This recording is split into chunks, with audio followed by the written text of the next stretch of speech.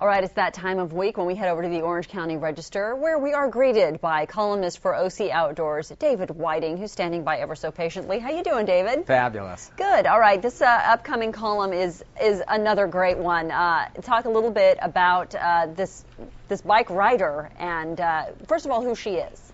Well, Debbie Brown is a pretty amazing person in her own right, as are many of her friends, and she's a member of the Trail Angels, pretty hardcore group of mountain bikers in Orange County. It's an all-women's club, all different levels, I ought to add. But this one, this is a race that Debbie has been trying to tackle for a number of years here. She's coming down, and this is called Vision Quest, and it's really one of the country's toughest mountain biking races. It is 56.5 miles and probably a little bit more than that.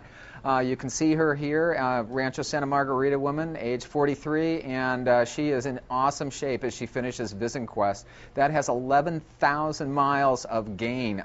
It goes up and down Saddleback Mountain and kind of up and down again. Oh, good grief. It's just an incredible race, and here she is after her win, and you can see that look on her face and what it means. It's an astonishing thing. She spent 2 years doing this, and she has really had quite a journey of her own. And you say that a quarter of those who entered this last Vision Quest were disqualified. Yeah, it's an incredible thing because you've got cutoff times, and if you don't make the cutoff times, you can't really continue. And last year she tried that, wasn't able to make the cutoff time, came back again this year, but there was a special reason behind all of this. And when she was training for last year's race, a friend of hers, Christy Kirkwood, a Garden Grove teacher and a Fountain Valley resident, unfortunately was killed in the biking lane on Santiago Canyon Road just a couple of months before the race. And so she dedicated her race last year to Christy, was unable to make it along with a lot of other trail angels,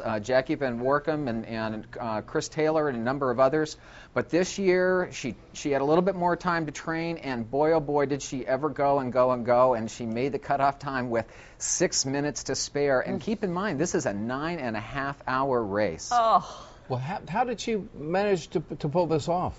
Well, that's a really good question, and it's pretty hard. She's very good on the downhills, really nimble rider. She needed a little bit more strength this year than she had last year, and I'll tell you, this was not an easy year to train for something like Vision Quest, which starts in north end of the Santa Ana Mountains and ends up in the southern end, because it goes through the fire areas, and it's closed, so they were not able to train. They did open the area just for this race, I should say, because the War Society, which puts it on, does a terrific amount of trail maintenance in that area and really did a lot of work grooming these trails for the race as well.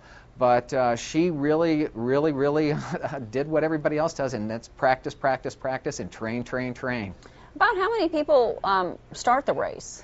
There were almost 200 people starting, and there's two races simultaneously. One is called the Counting Coup, and that is an incredibly tough race.